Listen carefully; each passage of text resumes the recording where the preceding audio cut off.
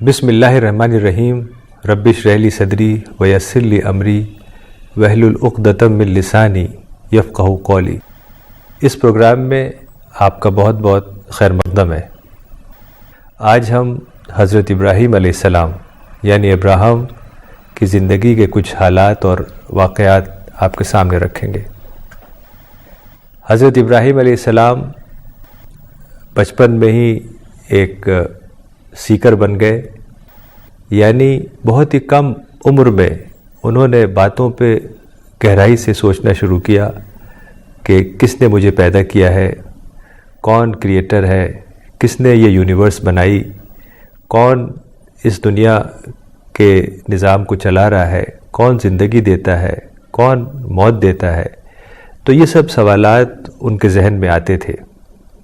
اور پھر قرآن میں ایک واقعہ آیا کہ ایک بار جب وہ چھوٹے تھے تو انہوں نے ایک ستارہ دیکھا جو بہت چمک رہا تھا، تو وہ بولے کہ لگتا ہے یہی میرا رب ہے. لیکن پھر جب وہ ستارہ ڈوب گیا تو انہوں نے کہا کہ میں ڈوبنے والوں کو اپنا رب نہیں بناتا. پھر ایسے ہی چاند کے ساتھ پیش آیا کہ چاند کو انہوں نے دیکھا غور سے تو انہیں لگا کہ یہ بہت اچھا ہے، یہ زیادہ چمک رہا ہے، تو کہا کہ لگتا ہے یہی میرا رب ہے. لیکن پھر جب چاند بھی ڈوب گیا تو انہوں نے کہا کہ میں ڈوبنے والوں کو اپنا رب نہیں بناتا. پھر ایسے ہی واقعہ سورج کے ساتھ پیش آیا. جب سورج کو دیکھا انہوں نے چمکتا ہوا، فلما رأى الشمس بازغة قال هذا ربی هذا اکبر، کہ جب سورج کو چمکتا ہوا دیکھا انہوں نے کہا کہ یہی لگتا ہے کہ میرا رب ہے، یہ بہت بڑا بھی ہے. لیکن سورج بھی بالآخر ڈوب گیا تو انہوں نے کہا کہ میں ڈوبنے والوں کو اپنا رب نہیں بناتا. میرا رب تو وہ ہے جس نے یہ پوری یونیورس بنائی ہے، جس نے زمین، آسمان، چاند، ستارے، ہر چیز بنائی ہے. میں اس کو ہی اپنا رب، اپنا لارڈ بناتا ہوں. تو یہ ایک قرآن میں جو ایک سمبولک انداز میں ایک واقعہ آیا ہے، یہ دراصل جو معرفت جسے قرآن میں کہا گیا ہے، ڈسکوری، یعنی ٹروتھ اور سچائی کی جو ڈسکوری ہے، اس کا ایک سفر تھا حضرت ابراہیم علیہ السلام کے اس واقعے کے اندر. اور جب انسان کو سچائی ملتی ہے، جب سچائی ڈسکور کرتا ہے، خدا کو ڈسکور کرتا ہے کہ خدا کریٹر ہے، وہ سسٹینر ہے، وہ گیور ہے، منعم ہے، یعنی خدا گیور ہے، وہ دینے والا ہے، اور انسان ٹیکر ہے، وہ لینے والا ہے. خدا بینیفیکٹر ہے اور انسان بینیفیشری ہے. ہر چیز جو ہمیں مل رہی ہے، آکسیجن، پانی، ہوا، سن لائٹ، دنیا کی ساری چیزیں، وہ اللہ تعالی ہمیں دے رہا ہے، وہ خدا دے رہا ہے. تو جب اس چیز کا ادراک، اس چیز کی ڈسکوری انسان کو ہوتی ہے، جو حضرت ابراہیم کے قصے میں آپ کو دکھائی دیتی ہے، کس طریقے سے انہوں نے گہرائی سے چیزوں پہ غور کیا، جو نیچر کی چیزیں ہیں، نیچر میں جو چھپی ہوئی چیزیں ہیں، جن کو قرآن میں سائنس کہا گیا ہے، آیات. چونکہ خدا اس دنیا میں اس طریقے سے ہم خدا کو نہیں دیکھ سکتے جیسے ہم اور چیزوں کو دیکھتے ہیں، چونکہ یہ دنیا ہمارے لیے ٹیسٹ ہے، ٹیسٹنگ گراؤنڈ ہے. تو خدا نے اس طریقے سے یہ دنیا بنائی ہے کہ یہ زندگی جو 50 سال کی ہے یا 100 سال کی انسان کو دی گئی ہے، اس میں اس کا ٹیسٹ لیا جائے، اور اس ٹیسٹ کی بنیاد پر آخرت میں، موت کے بعد، جس کو ہم ہیئر آفٹر کہتے ہیں، اس زندگی میں اس کو ریوارڈ یا پنشمنٹ دیا جائے. تو جب انسان کو یہ ڈسکور ہوتا ہے کہ اس کا جو کریٹر ہے اور سسٹینر ہے وہ لارڈ آف دا یونیورس ہے، تب اس کے اندر یہ شوق پیدا ہوتا ہے کہ وہ اس ڈسکوری کو، اس بات کو جو اس نے جانا ہے، سارے انسانوں کو بتائے. جیسا کہ ایک واقعہ ہے آرکیمیڈیز جو گریک فلاسفر تھا، کہ اس کو ایک لا کا پتہ چلا، لا آف بایونسی جسے کہتے ہیں. جب اس کو اس لا کا پتہ چلا تو وہ بھاگا، اپنے ٹب میں نہا رہا تھا، وہیں سے وہ بھاگا یوریکا یوریکا کہتے ہوئے کہ جائے لوگوں کو بتا دے کہ یہ لا اس نے ڈسکور کیا ہے. اسی طریقے سے جب انسان خدا کو ڈسکور کرتا ہے جب وہ غور و فکر کرتا ہے، سوچتا ہے، گہرائی سے اسٹڈی بڑھاتا ہے، اور جو نیچر میں چیزیں چھپی ہوئی ہیں جس کو میں نے بتایا کہ آیات یا سائنز کہا گیا ہے، نشانیاں، تو ان چیزوں پہ غور و فکر کرنا، گہرائی سے غور و فکر کرنا جسے قرآن میں تدبر کہا گیا ہے، اور اپنی اسٹڈی بڑھانا، قرآن کو پڑھنا، قرآن کے ڈیپر میننگ کو سمجھنا، تو ان سب چیزوں سے معرفت یعنی خدا کی ڈسکوری ہوتی ہے۔ پھر وہ چاہتا ہے کہ جو ڈسکوری اسے ہوئی ہے وہ اور لوگوں کو بتائے۔ اسی کو دعوت کہتے ہیں۔ دعوت کے معنی ہوتے ہیں ٹو کال۔ تو جس زمانے میں حضرت ابراہیم علیہ السلام میں پیدا ہوئے، ایک شہر تھا عراق کا، قدیم عراق کا ایک شہر تھا، تقریباً 4000 سال پہلے حضرت ابراہیم علیہ السلام وہاں پیدا ہوئے۔ تو اس زمانے میں وہاں شرک کا غلبہ تھا۔ شرک کے معنی ہوتے ہیں ٹو ایسوشیٹ، یعنی جو خدا کی ایٹریبیوٹس ہیں، جیسے وہ زندہ کرتا ہے، وہ انسان کو زندگی دیتا ہے، وہ موت دیتا ہے، وہ سسٹینر ہے، وہ ہیلپر ہے، وہ گیور ہے، تو اس طرح کی جو ایٹریبیوٹس ہیں، کوالٹیز ہیں، یہ اوصاف جو ہیں، ان کو کسی اور چیز یا کسی اور انسان کے لیے منسوب کرنا، اسے شرک کہا جاتا ہے۔ لیکن قرآن سے جو ہمیں تصور ملتا ہے، جو کانسیپٹ ہمیں قرآن سے ملتا ہے، جو اسلامک کانسیپٹ ہے خدا کا، اسے توحید کہتے ہیں۔ توحید کے معنی ہوتے ہیں وننس آف گاڈ۔ قرآن میں ایک سورہ ہے، ایک چیپٹر ہے جو کہ بہت ہی بریف ہے، چیپٹر نمبر 112، جس کا نام ہے سورہ الاخلاص یا دا وننس۔ یہ اس طریقے سے ہے، قل هو اللہ احد اللہ الصمد لم یلد ولم یولد ولم یکن لہ کفوا احد۔ یعنی اس کا ترجمہ یہ ہے کہ خدا ایک ہے، خدا بے نیاز ہے، یعنی سیلف سفیشنٹ ہے، وہ نہ کسی کی اولاد ہے نہ اس کی کوئی اولاد، یعنی وہ ہمیشہ سے ہے اور ہمیشہ رہے گا، اور کوئی ایسی چیز نہیں ہے جو اس جیسی ہو۔ یعنی اس چیپٹر میں 5 باتیں آئی ہیں کہ خدا ایک ہے اور خدا سیلف سفیشنٹ ہے، یعنی اسے کسی کی مدد کی ضرورت نہیں ہے، وہ لوگوں کی مدد کرتا ہے لیکن اسے کسی کی مدد کی ضرورت نہیں ہے، وہ بے نیاز ہے، اور اس کی کوئی اولاد نہیں ہے، جیسے انسانوں کی اولاد ہوتی ہے اس طریقے سے خدا کی کوئی اولاد نہیں ہے، نہ وہ کسی کی اولاد ہے، یعنی جیسے انسانوں کے ماں باپ ہوتے ہیں ایسے ہی نہ اس کی ماں ہے نہ اس کا باپ ہے، اور وہ ہمیشہ سے ہے اور ہمیشہ رہے گا۔ یعنی یہ بات خدا کی جو ایٹرنیٹی ہے اس کو بتاتی ہے کہ وہ ہمیشہ سے رہے گا، وہ ہمیشہ سے ہے اور ہمیشہ رہے گا۔ اور جو آخری بات ہے وہ یہ ہے کہ اس جیسی کوئی چیز نہیں ہے یونیورس میں۔ تو اس چیپٹر سے پتہ چلتا ہے کہ خدا کا جو کانسیپٹ ہے اسلام میں، جس کو توحید کہتے ہیں، وہ کیا ہے، یعنی کہ خدا ایک ہے، خدا کئی نہیں ہے، سارے انسان اسی کے محتاج ہیں، وہ کسی کا محتاج نہیں، اور وہ بذات خود یعنی اپنے خود اس کے اندر یہ قدرت ہے، یہ طاقت ہے کہ وہ جو چاہے کرے۔ تو چیپٹر نمبر 112 یعنی سورہ الاخلاص ایک بہت ہی بریف انٹروڈکشن ہے خدا کے بارے میں۔ دراصل پورا قرآن خدا کا ہی انٹروڈکشن ہے، کریٹر کا انٹروڈکشن ہے، اور آپ جب قرآن پڑھیں گے تو بار بار خدا کے صفات اس میں آتے ہیں، ایٹریبیوٹس آتے ہیں، جس کو ہم 99 نیمز آف اللہ کہتے ہیں، مثلا الرحمن the compassionate، الرحیم the merciful، السلام the all peace، المہیمن the protector، Khaliq the creator، Ghaffar the forgiving، Razzaq the provider، Aleem the all knowing، السمیع the all hearing، البصیر the all seeing، الخبیر the all aware۔ تو اس طرح کے بہت ساری صفات قرآن میں آتی ہیں، جس کو ہم 99 نیمز آف اللہ کہتے ہیں، جو ایٹریبیوٹس ہیں۔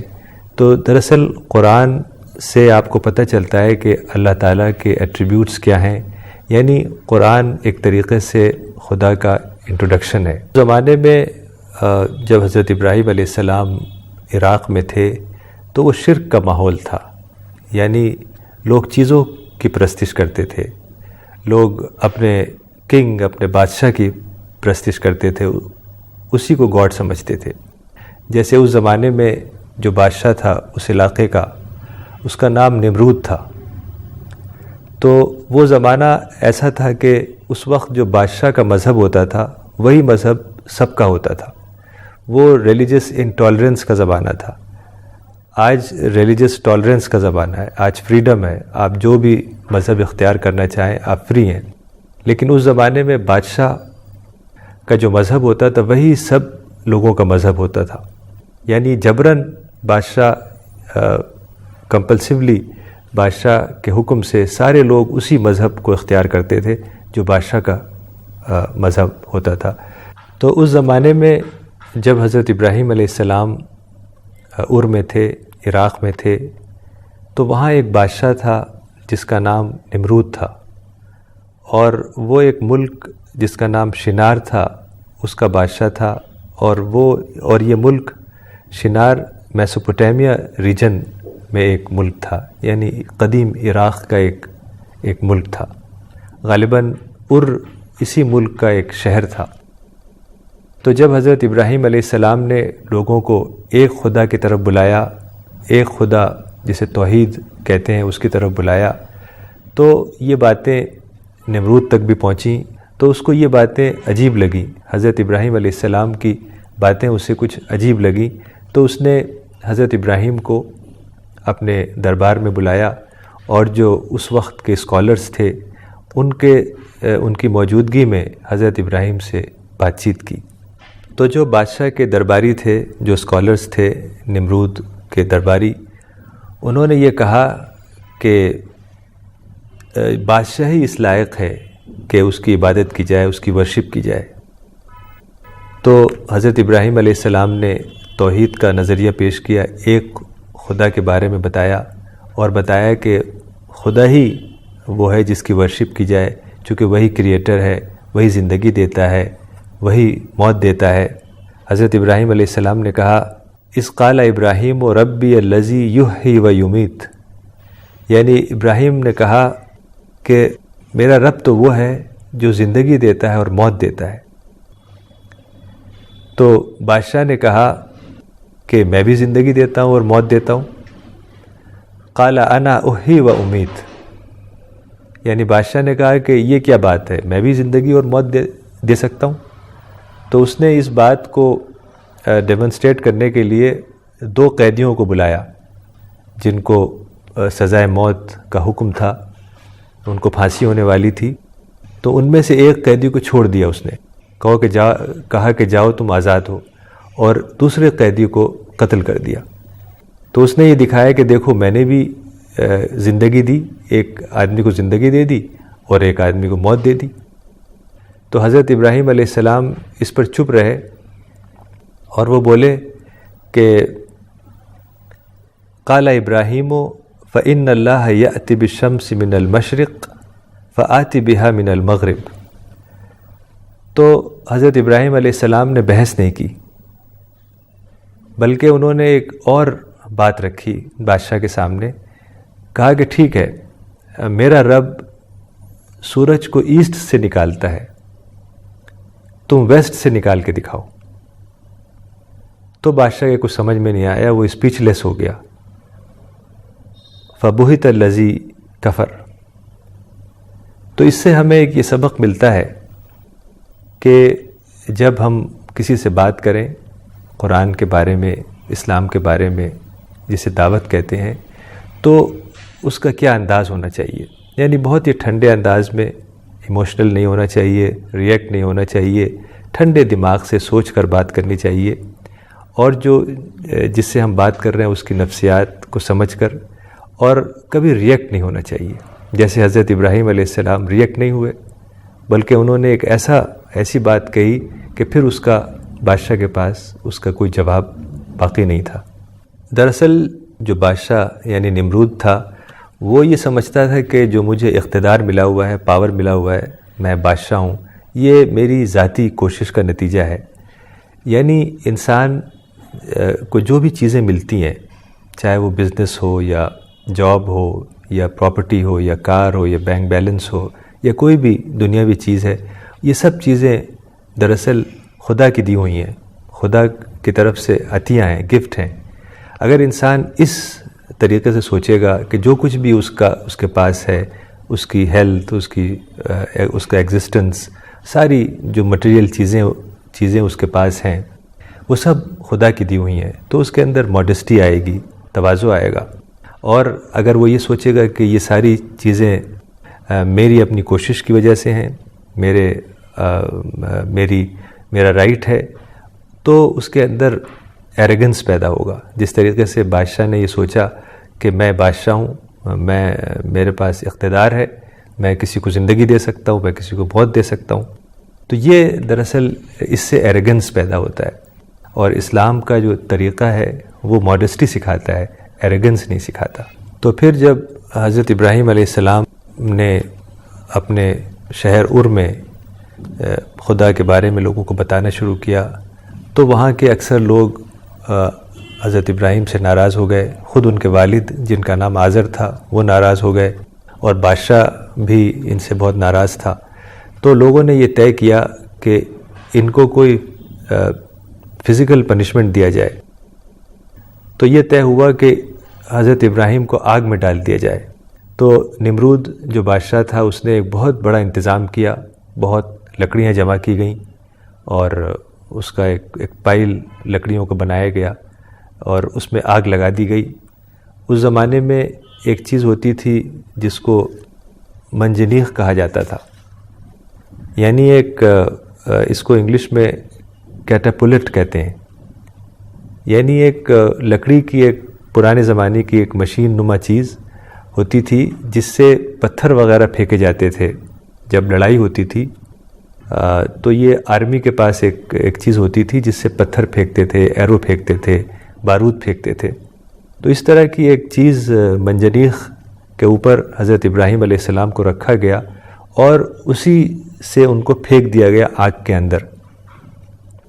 لیکن جب یہ واقعہ پیش آ رہا تھا تو حضرت ابراہیم علیہ السلام نے اللہ تعالیٰ سے دعا کی کہ اللہ تعالیٰ، اے میرے رب، میں اس زمین پر صرف ایک واحد شخص ہوں جو تیری عبادت کرتا ہے، جو تیری ورشپ کرتا ہے، تو میری مدد فرما۔ تو اللہ تعالیٰ نے کہا کہ تم میرے کسی بھی فرشتے کو بلاؤ، وہ تمہارے پاس آئے گا مدد کے لیے۔ تو ایک فرشتہ آیا، فرشتے نے کہا کہ میں پانی کا فرشتہ ہوں۔ تو دراصل اسلام میں یہ تصور ہے کہ جو بھی نیچر میں فینومینا ہیں، جیسے پانی کا برسنا، ہواؤں کا چلنا، دریا کا بہنا، یہ سب چیزیں فرشتے کر رہے ہیں، فرشتے اس کو مینیج کر رہے ہیں۔ تو ایک فرشتہ آیا اور وہ بولا کہ میں پانی کا فرشتہ ہوں، اگر آپ کہیں تو میں اس آگ پر پانی ڈال دوں اور یہ آگ ٹھنڈی ہو جائے گی۔ تو حضرت ابراہیم نے سر اپنا آسمان کی طرف اٹھایا اور کہا کہ اے اللہ، تو آسمان میں اکیلا ہے اور میں زمین میں اکیلا ہوں جو تیری ورشپ کرتا ہوں، تیری عبادت کرتا ہوں، تو ہی کافی ہے میرے لیے، تو میری مدد فرما اور تو بہترین مدد کرنے والا ہے۔ تو پھر اللہ تعالیٰ نے کہا کہ اے آگ، تو ٹھنڈی ہو جا ابراہیم کے لیے اور سلامتی بن جا۔ تو وہ آگ جو دہک رہی تھی وہ ٹھنڈی ہو گئی اور حضرت ابراہیم علیہ السلام اس طرح بچ گئے۔ تو حضرت ابراہیم علیہ السلام کے قصے میں ہمارے لیے بہت ہی گہرا سبق ہے، خاص طور سے بچوں کے لیے، یوتھ کے لیے، چونکہ آپ نے دیکھا کہ بچپن میں ہی ان کے اندر چیزوں کو گہرائی سے جاننے کا شوق پیدا ہو گیا تھا، یعنی انہوں نے چیزوں کے اوپر غور و فکر کیا۔ تو ہمیں بھی یہ چاہیے کہ ہم چیزوں پہ غور و فکر کریں، گہرائی سے سوچیں، اپنے اندر سیکنگ اسپرٹ کو جگائیں، خدا کو ڈسکور کریں، جسے معرفت قرآن میں کہا گیا ہے۔ اور یہ کام ہر انسان کو کرنا ہے کہ اسے ڈسکور کرنا ہے، اسٹڈی کرنا ہے، گہرائی سے باتوں کو سوچنا ہے۔ حضرت ابراہیم علیہ السلام کی زندگی سے ہمیں یہ پتہ چلتا ہے کہ یہ چیز انسان بچپن سے ہی شروع کر سکتا ہے۔ تو اس لیے بچے ہیں، جو یوتھ ہے، جو نوجوان ہیں، انہیں چاہیے کہ وہ ڈسٹریکشنز سے بچیں۔ آج کل بہت ڈسٹریکشنز ہیں، جو social networking websites ہیں، اس میں بہت وقت ضائع ہوتا ہے، اور اس طرح کی اور چیزیں، موبائلز پہ ہر وقت بات چیت کرنا، بہت زیادہ ٹیلی ویژن دیکھنا، تو ان سب چیزوں سے بچیں۔ دوستوں کے ساتھ بہت زیادہ وقت ضائع کرنا، تو جب آپ ان سب چیزوں سے بچیں گے تو آپ کے پاس وقت ہوگا کہ آپ گہرائی سے باتوں کو سمجھیں گے، زندگی کا جو مقصد ہے، جو پرپس ہے، جو اللہ تعالیٰ نے کس لیے انسان کو کریٹ کیا ہے، ان سب باتوں کو گہرائی سے سمجھیں گے، تبھی آپ ایک بامقصد زندگی گزار سکیں گے۔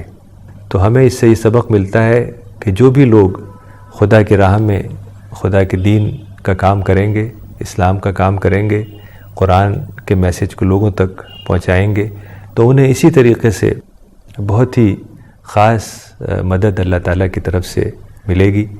تو آج اتنا ہی، انشاءاللہ اگلے ایپیسوڈ میں حضرت ابراہیم علیہ السلام کی زندگی کے کچھ اور حالات اور واقعات آپ کے سامنے رکھیں گے، اور دیکھیں گے کہ اس میں ہمارے لیے کیا سبق اور کیا رہنمائی کا سامان ہے۔ تب تک کے لیے خدا حافظ، وآخر دعوانا ان الحمد للہ رب العالمین۔